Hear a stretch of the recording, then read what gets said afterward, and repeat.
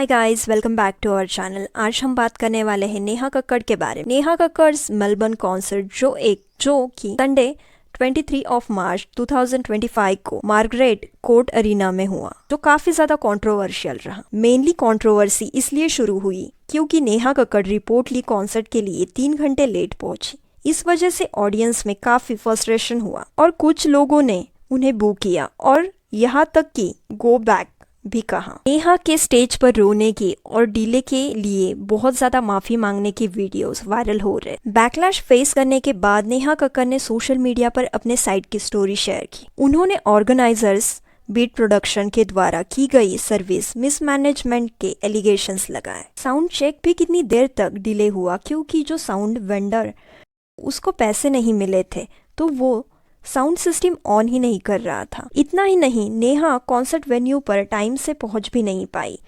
Organisers ने उनके manager के कॉल पिक करना बंद किया था। लेकिन इन सब नेगेटिव चीज़ों के बाद नेहा ने लोगों को थैंक यू बोला जिन्होंने उनका सपोर्ट किया, उनके लिए स्टैंड लिया, जैसे उनके साथ ही ये सब हुआ हो। और स्पेशली उन्होंने मेलबर्न के ऑडियंस को थैंक यू बोला जो कॉन्सर्ट में आए, उनके साथ रोए भी और खूब डांस भी किया। और ये सब सुनकर सिंगर और म्यूजिक कंपोजर विशाल ददलानी ने भी अपने एक्सपीरियंस शेयर किए। विशाल ने बताया उनके साथ भी बूस्टन में ऐसा ही कुछ सेम सिचुएशन हुई। उन्होंने ये सब कहा कि ऐसे सिचुएशन में हमेशा आर्टिस्ट को ब्लेम किया जाता है। वो खुश है कि नेहा ने ओपनली सब एक्सप्लेन किया ताकि लोगों को असली वजह पता चले। और उन्होंने नेहा और उनकी टीम के लिए सॉरी भी फील किया। इतना ही नहीं, नेहा कॉन्सर्ट वेन्यू पर टाइम से पहुंच भी नहीं पाई क्योंकि ऑर्गेनाइजर्स उनके मैनेजर्स के कॉल पिक करना बंद कर दिया था। लेकिन इन सब नेगेटिव चीज़ों के बीच में नेहा ने उन लोगों को थैंक यू बोला जिन्होंने उनका सपोर्ट किया और उनके लिए स्टैंड लिया, जैसे उनके साथ ही ये सब हुआ हो। और स्पेशली उन्होंने मेलबर्न के ऑडियंस को थैंक यू बोला जो कॉन्सर्ट में आए, उनके साथ रोए भी और खूब डांस भी किया। अब इस स्टोरी में एक नया ट्विस्ट आया है। बीट प्रोडक्शन जो कॉन्सर्ट के ऑर्गेनाइजर्स थे, उन्होंने नेहा के एलिगेशंस को कम्प्लीटली डिनाई किया है। एक्चुअली उनका तो उल्टा ही कहना है। बीट प्रोडक्शन ने ये भी कहा है कि नेहा कक्कड़ की अनप्रोफेशनलिज्म की वजह से उन्हें 4.52 करोड़ का फाइनेंशियल लॉस हुआ है। Imagine that. उन्होंने तो ये भी क्लेम किया है कि नेहा के एक्शन की वजह से उन्हें सिडनी और मेलबर्न के बड़े वेन्यू जैसे मार्गरेट कोर्ट अरीना और क्राउन टावर्स में परफॉर्म करने से बैन कर दिया गया है। उन्होंने डिटेल्ड फाइनेंशियल रिकॉर्ड भी रिलीज़ किए हैं इस बात को प्रूव करने के लिए।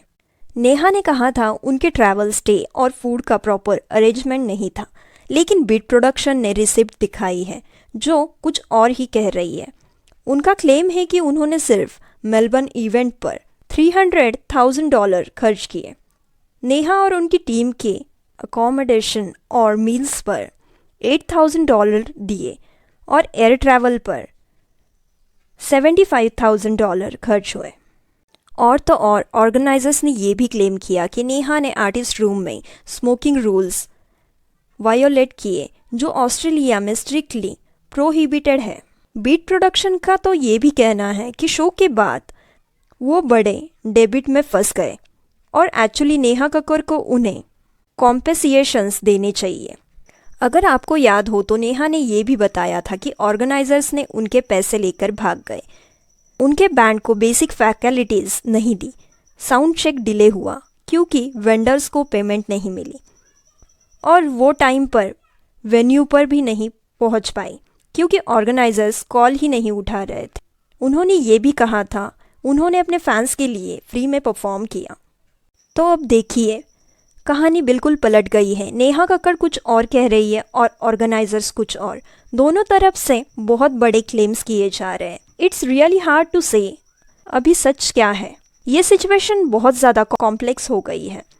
एक तरफ नेहा है जिन्होंने अपने फैंस के लिए मुश्किल हालात में परफॉर्म किया, तो दूसरी तरफ ऑर्गेनाइजर्स है जो कह रहे हैं उन्होंने नेहा की वजह से बहुत बड़ा फाइनेंशियल लॉस हुआ।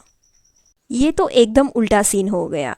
अब सच क्या है ये कहना बहुत मुश्किल है। दोनों की तरफ से स्ट्रॉन्ग क्लेम और एविडेंस दिए जा रहे हैं। लेकिन इन सब में जो फैंस मेलबर्न में नेहा का वेट कर रहे थे और फिर गो बैक कहने पर मजबूर हो गए, उनका क्या? सो गाइज, आपको क्या लग रहा है? What you think? कौन सच बोल रहा है?